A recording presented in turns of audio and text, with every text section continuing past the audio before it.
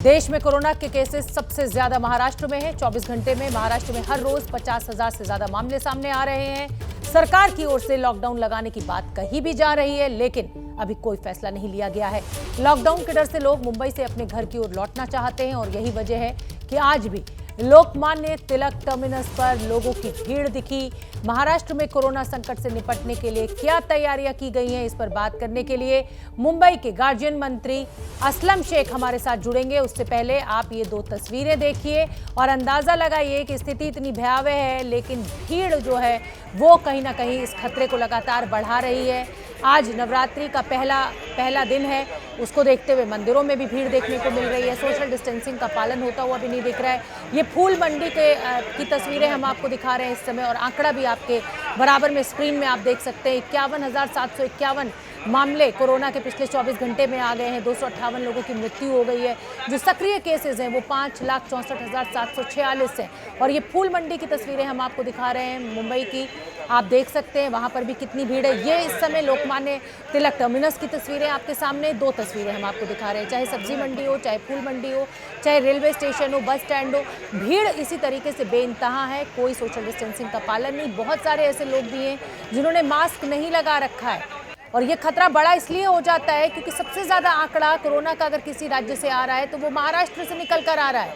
पिछले 24 घंटे में 51,000 से ज्यादा मामले सामने आ चुके हैं, लेकिन लोगों में कहीं ना कहीं पैनिक की सिचुएशन है। लोगों को लग रहा है कहीं ऐसा ना हो सरकार अचानक लॉकडाउन डिक्लेयर कर दे और हम यहीं फंस जाएं, जैसा कि पिछले लॉकडाउन के दौरान हुआ भी था।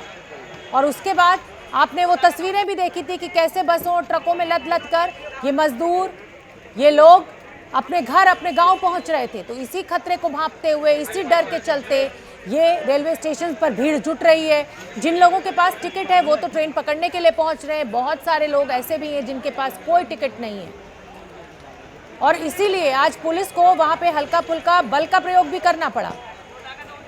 जिस तेजी के साथ ये आंकड़ा लगातार बढ़ रहा है, ये डराने वाला है। और ये तस्वीर सिर्फ महाराष्ट्र की नहीं है। उत्तराखंड की बात करें तो वहां कुंभ का आयोजन चल रहा है। बंगाल में चुनाव रैलियां पूरे जोरों पर है, और साथ ही साथ जो कोरोना का आंकड़ा है वो तो बढ़ता हुआ आप देख ही रहे हैं। 1.5 लाख से ज्यादा मामले पिछले 24 घंटे में आ चुके हैं। हालांकि 7,000 केसेस की कमी है, लेकिन ये कुछ भी नहीं है। और वैक्सीन जो अभी तक लगी है वो सिर्फ 10 करोड़ लोगों को लगी है। 130 करोड़ के देश में अभी हम 1% लोगों को भी वैक्सीन नहीं लगा पाए हैं। इसलिए बहुत सतर्क रहने की जरूरत है। सोशल डिस्टेंसिंग का पालन करना है, मास्क नहीं उतारना है।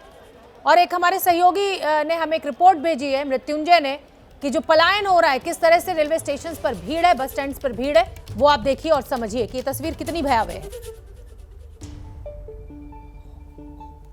महाराष्ट्र में संपूर्ण लॉकडाउन की आशंका को देखते हुए एक बार फिर से परप्रांतीय मजदूरों और मुंबई में काम करने वाले लोगों का पलायन जारी है। मुंबई के लोकमान्य तिलक टर्मिनस, जिसे कुर्ला टर्मिनस के नाम से जानते हैं, यहाँ की भीड़ को देखकर आप अनुमान लगा सकते हैं कि एक बार फिर से पलायन जोरों पर है। महाराष्ट्र सरकार पिछले कुछ दिनों से जो रुख दिखा रही है कि एक बार फिर महाराष्ट्र में 8 से 15 दिनों का लॉकडाउन लग सकता है, और इसी की आशंका को देखते हुए जो परप्रांतीय हैं, जो उत्तर भारत के राज्यों से मुंबई में काम करने आते हैं, वो अपने गाँव की ओर जाना चाहते हैं।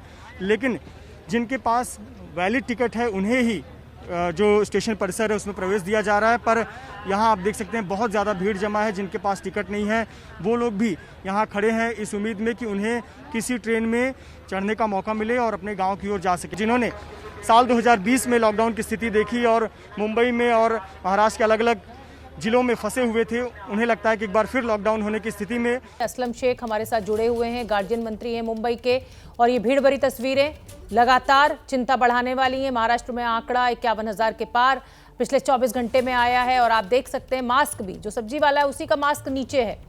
थोड़ी पर लोगों ने अपने मास्क लगाया हुआ है, नाक के नीचे मास्क लगाया हुआ है, और आंकड़े जो है वो विस्फोटक होते जा रहे हैं।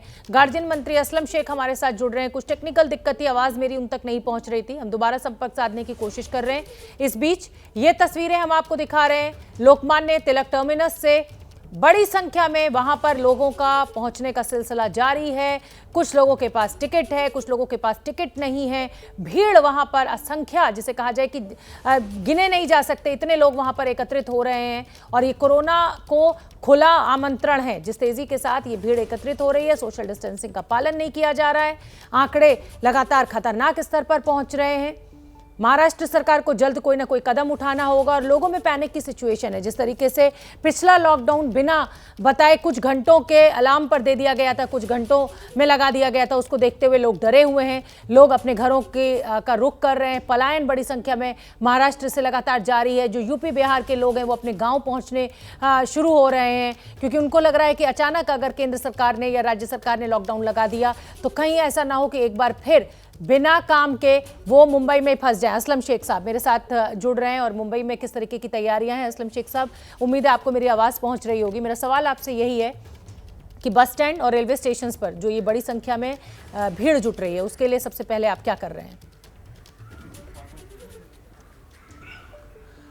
देखिए, सरकार पिछले 2 महीने से जो है वो अपना प्रतिबंध जो है धीरे धीरे करके कड़क कर रही है ताकि अफरा तफरी ना हो।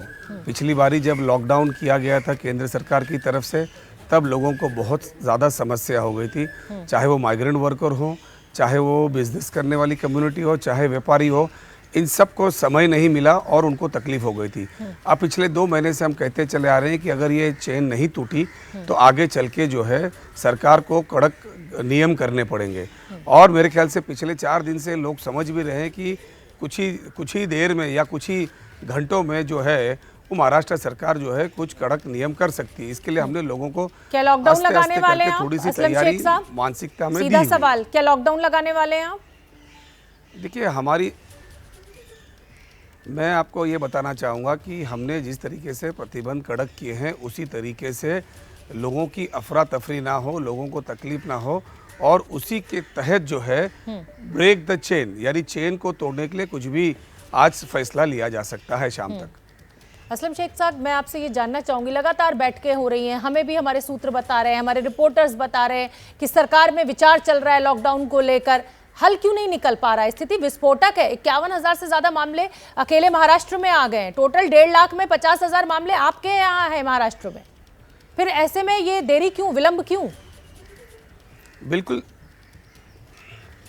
बिल्कुल सही बात है, लेकिन ये भी साथ ही साथ में देखना पड़ेगा कि एक तरफ कोरोना के केसेस जो है वो लगातार सबसे ज़्यादा महाराष्ट्र में आज आपको दिखाई दे रहे हैं।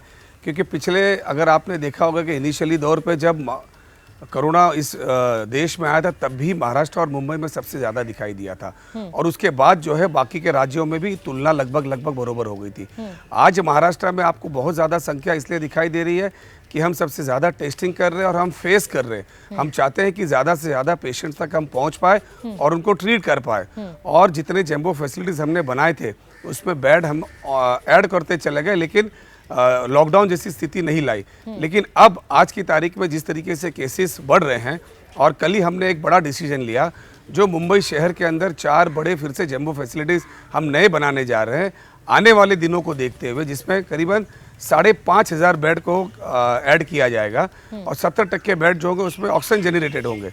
लेकिन मुद्दे की बात यह है कि हमारे इस मुंबई शहर को और महाराष्ट्र को एकदम से वो परिस्थिति में नहीं लाना है जो पिछली बार आ गई थी कि माइग्रेंट वर्कर फंस गए, व्यापारी अपने पास माल जमा रखा था वो दे नहीं पाया। अब उन्हें स्लोली पता है कि आने वाले दिन में जो है वो कड़क। असलम शेख साहब, इसका मतलब क्या मैं अर्थ अगर सही निकाल रही हूँ तो आप लोगों को समय दे रहे हैं कि वो यहाँ से अपने अपने गांव लौट जाएं और उसके बाद आप लॉकडाउन का ऐलान करें? क्योंकि ये जो भीड़ जुट रही है, आपकी तरफ से कोई प्रतिक्रिया भी नहीं आ रही है, लॉकडाउन का ऐलान भी नहीं हो रहा है, तो क्या ये अनडिक्लेयर्ड ये माना जाए कि आप समय दे रहे हैं लोगों को कि वो निकल जाए? हम डिक्लेयर कर रहे हैं हर चीज़ आस्ते आस्ते आपके सामने। आपने देखा होगा कि जब भी हमने गाइडलाइंस या SOPs बनाई है, हम कड़क करते गए, हमने लोगों को बताते गए कि भाई ये चीज़ के ऊपर जो है अभी प्रतिबंध ला रहे हैं, ये चीज़ के ऊपर प्रतिबंध ला रहे हैं। हमने नाइट कर्फ्यू शुरू किया, उसके बाद दिन के अंदर भी जो है हमने कड़क प्रतिबंध लाए, उसके बाद में वीकेंड के अंदर हमने जो है वो कड़क प्रतिबंध लगा दिया ताकि कोई दिन भर बाहर ना निकले। उसके बावजूद अगर केसेस नहीं जमते, कम होते हैं, तो हमें आज ही के दिन जो है कोई बड़ा फैसला लेना होगा, और मुझे लगता है कि आज लिया जाएगा। लेकिन फैसला लेते समय ये ज़रूर देखा जाएगा कि लोगों को ज़्यादा दिक्कतें ना हो और वो सारी चीज़ें हम चालू रखें जिससे लोगों को अफरा तफरी ना हो। ठीक है, तो मैं बड़ी खबर इस समय के अपने दर्शकों को बताना चाहती हूँ। गार्जियन मंत्री मुंबई के असलम शेख साहब कह रहे हैं कि आज ही कुछ ना कुछ बड़ा फैसला लिया जा सकता है महाराष्ट्र सरकार के द्वारा। असलम शेख साहब, वैक्सीन का स्टेटस मैं जानना चाहूंगी। लगातार आपकी तरफ से आरोप लग रहा है कि आपको सही संख्या में वैक्सीन नहीं मिल पा रही है। क्या अब आपके पास वैक्सीन है?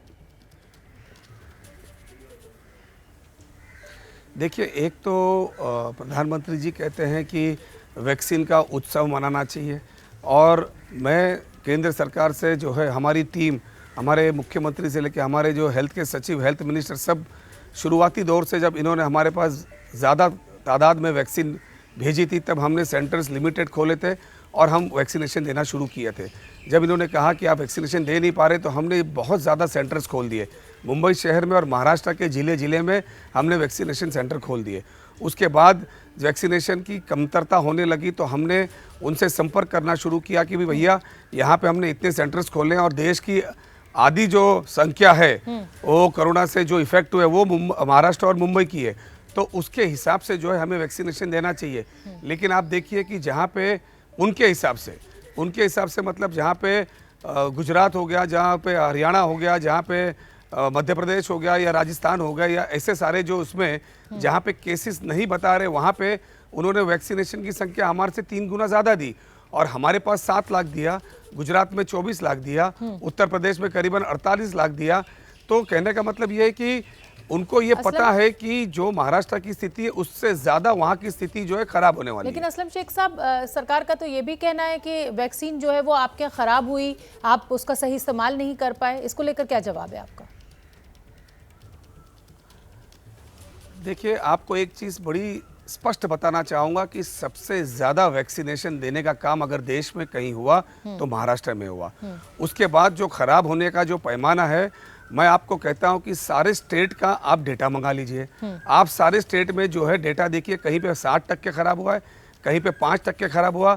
अगर सबसे ज़्यादा कहीं पे कम अगर खराब की मात्रा है तो वो महाराष्ट्र में, क्योंकि पर्टिकुलर हर 100% के पीछे 5 या 4 ये मिनिमम होता। हम तो उससे नीचे रहे। कई स्टेटों ने तो 60% जो है लोगों में देने। आज हमारे पास इतने सेंटर्स है कि हमारे पास वैक्सीनेशन की कमी है।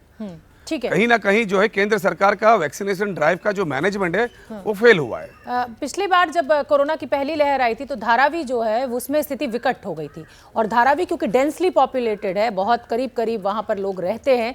धारावी को लेकर क्या कदम सरकार के द्वारा उठाए जा रहे हैं कि स्थिति एक बार फिर वहां विस्फोटक ना हो जाए?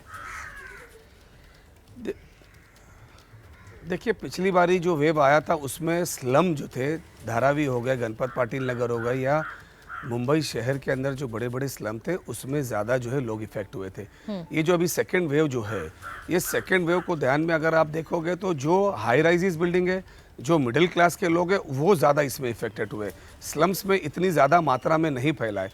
लेकिन चाहे स्लम्स का हो चाहे बिल्डिंग्स का हो, जो पेशेंट्स तैयार हुए उसमें 85% जो पेशेंट्स हैं वो एसिम्टोमेटिक है और बाकी जो है जिनको जो है हॉस्पिटल में ऑक्सीजन की ज़रूरत लगती है या फिर आईसीयू की ज़रूरत लगती है, उस मात्रा में अभी तक का हमारे पास सारी तैयारियां थी। इसलिए हम जो है वो रिस्ट्रिक्शन आस्ते आस्ते ला रहे थे। अब हमें वापस आगे बड़ी तैयारी करनी पड़ेगी।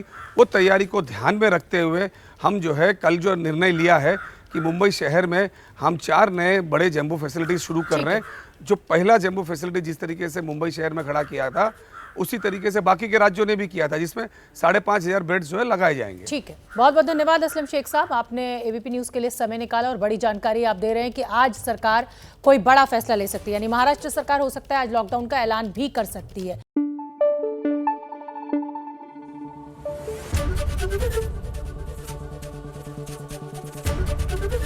एबीपी न्यूज़ आपको रखे आगे।